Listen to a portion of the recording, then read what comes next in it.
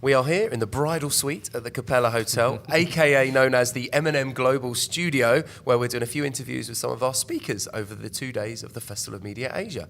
I'm here with Hannelore from Nestle and also Sam Flemming from CIC, who have come into the speaker agenda to give us a real flavour of what is happening in China and in particular in social media. So guys, how did it go? I think it went okay. Yeah, I think it was pretty good. We tried to give a little flavor of on-the-ground flavor of what's happening in social media. I think a lot of people think, oh, well, Weibo is the Twitter of China, or WeChat is the WhatsApp of China, but that kind of coming up with analogs is a good way to start, but really understanding how those different platforms fit into the specific, unique context of China, I think is critical for real understanding. And how important is it for brands to be kind of ahead of the curve in social media? Because we all know that the consumer is ever evolving and moving at a very fast rate. And in particular in China, it's such a kind of diverse market. Well, it would be very important to be ahead of a curve. I'm not saying most of the brands we are ahead of a curve, and also not predominantly Nestle, because it's difficult.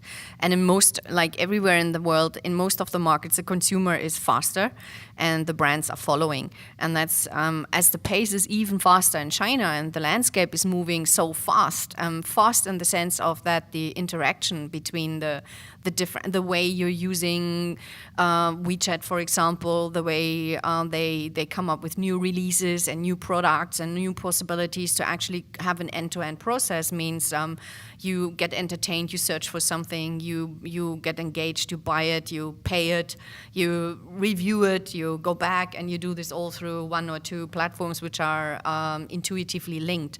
So that's something which puts quite a challenge for the brands to follow this, and that's why it is so important to listen to consumer to get these insights. Listen in one way to the social media, and then also, but you need to also break this down and say, okay, what does that mean? Because the listening part is one part, which together with CIC tells us then how do we analyze this and what does it mean? Not everything you're reading does mean or can be somehow translated for the brands. And that's a very interesting point, the actual measurement and the listening. How do you go about that, and what are the kind of the measurements, I suppose, that the industry is using, particularly in China? Well, I think one of the challenges is in China is just getting the data, right? Because they're unique platforms, and the platforms don't always are not always so open about sharing data, and so it's its ability to get the data first. Is the first challenge, especially for global providers coming in. They don't have the on-the-ground knowledge of how to get that data. So that's something we work very hard is getting the most data available, and then being able to mine it and process it in a meaningful way so that clients can begin to understand it. And so once you have a comprehensive set of data, you can mine it well, then you can start tying it to different KPIs. Of course, like in terms of awareness, the buzz volume or sentiment or things like engagement. But now we're bringing in things like e-commerce reviews, which is more directly related to product feedback. So I think ultimately, if you can tie the social listening to the business objectives, which include but not limited to social media objectives, then I think it's where you can bring some real value. Brilliant. And how hard was it for you, Hannelore, as a brand, to kind of get them to believe in social and social as a big product? We across the world, from a media perspective, we talk about the 70-20-10 in terms of where the media spend goes, and a lot of brands now, even in the West, in the UK, in the US, are still scared about using social media.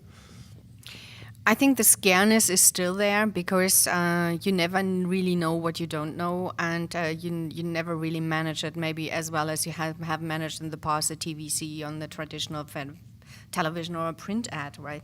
So how did we convince brands?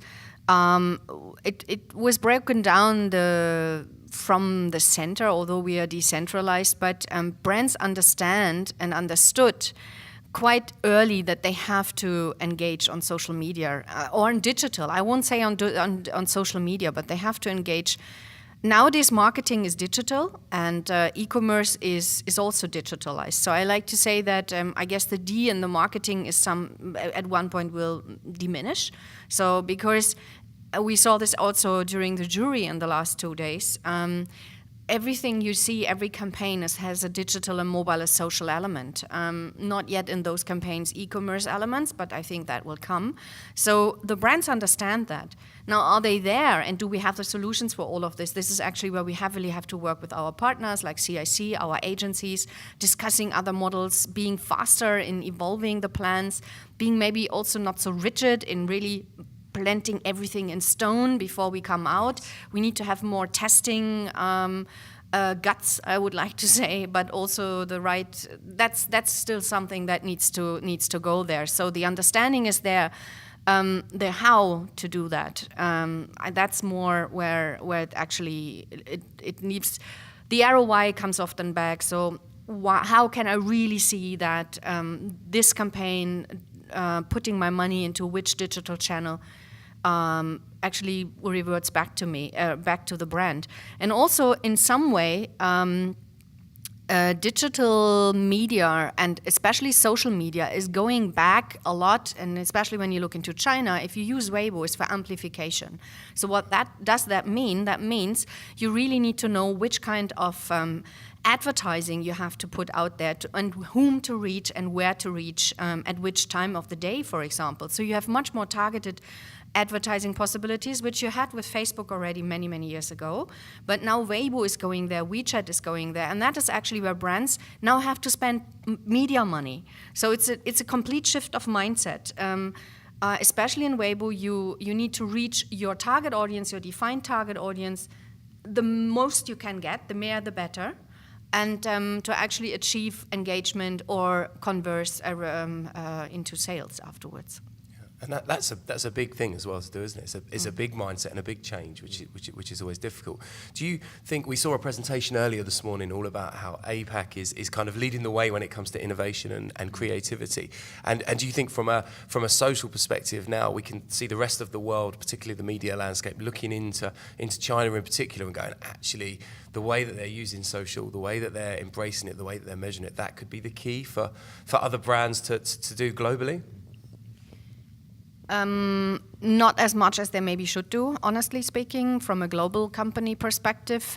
We still look a lot into the Western world, maybe a bit into India, but that's primarily, I think, still the fact. Yes, there's a lot happening, but what you just mentioned last, in saying in the way they measure, in the way they put the metrics together, that is still a very challenging part for China. Undoubtedly, BAT are sitting on a lot of data. But do the brands have access to all this data and also end-to-end from search to e-commerce to social or back or even turning within the three? Do they exchange the data? How do you combine this with media data, with your other data, databases from your communities you have in-house? That's the big thing now, and that's everywhere the big thing. But from my point of view, at China it's even more challenging because this data is not so easy yet accessible, neither broken down.